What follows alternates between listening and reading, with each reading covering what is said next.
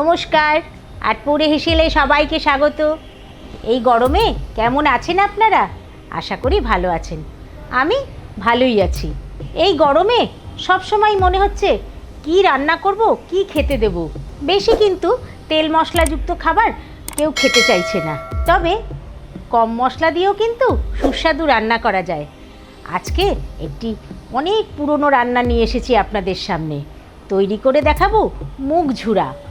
মুগ ঝুরা রান্না করার জন্য আমি কি উপকরণ নিয়েছি একবার একটু দেখে নিই।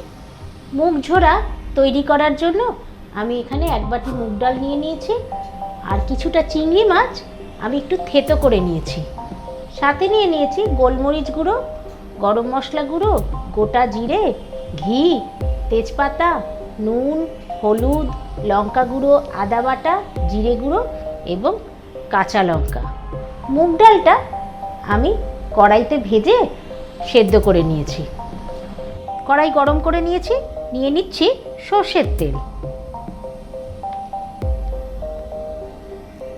তেল গরম হতে শুরু করে দিয়েছে, নিয়ে নিচ্ছি কয়েকটু তেজপাতা, নিয়ে নিচ্ছি একটু গোটা জিরে ফোড়নের জন্য।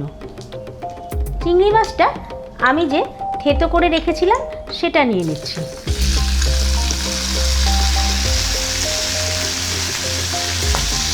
নিচ্ছি নুন, হলুদ গুঁড়ো,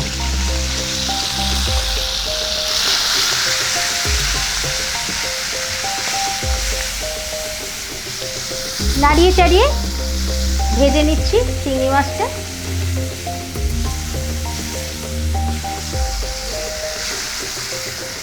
চিংড়ি মাছ খুব বেশি কিন্তু ভাজবো না।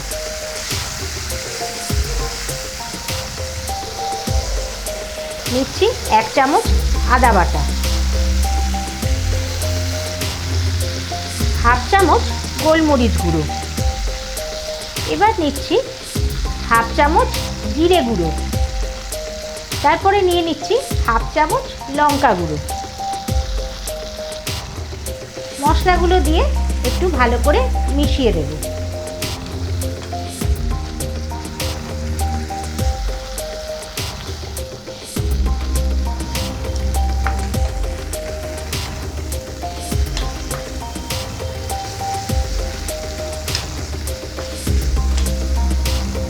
মশলা কষা হয়ে গেছে, এখন আমি দিয়ে দিচ্ছি ভেজে সেদ্ধ করে নেওয়া ডালটা।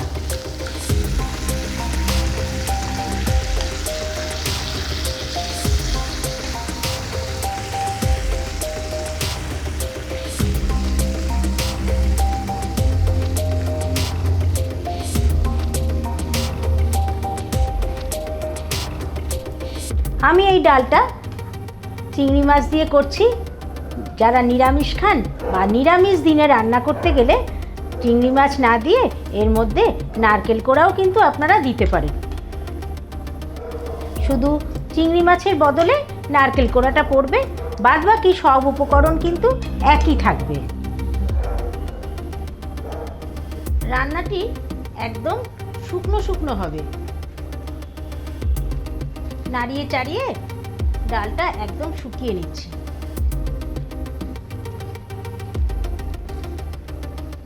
আমি কিন্তু এই ডালটায় কোনো মিষ্টি দিইনি।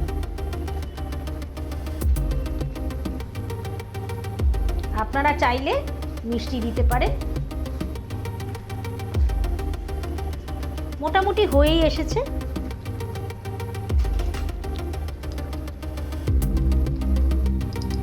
অল্প একটু গরম মশলা গুঁড়ো ছড়িয়ে এবং ওপর থেকে ঘি ছড়িয়ে পরিবেশন করে দেব।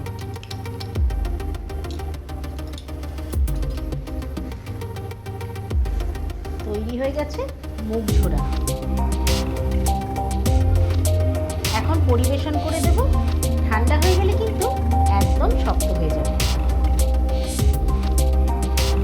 তৈরি হয়ে গেছে মুগ ঝুরা, পরিবেশন করে দিলাম। কেমন লাগলো অবশ্যই কমেন্ট করে জানাবেন, লাইক করবেন, শেয়ার করবেন। আপনারা প্রচুর শেয়ার করুন। আটপুরে হেসেল চ্যানেলটিকে এগিয়ে নিয়ে যেতে হবে তো। যারা এখনও সাবস্ক্রাইব করেননি সাবস্ক্রাইব করে নিন, আর ফেসবুক পেজ আটপুরে হেসেল ফলো করুন।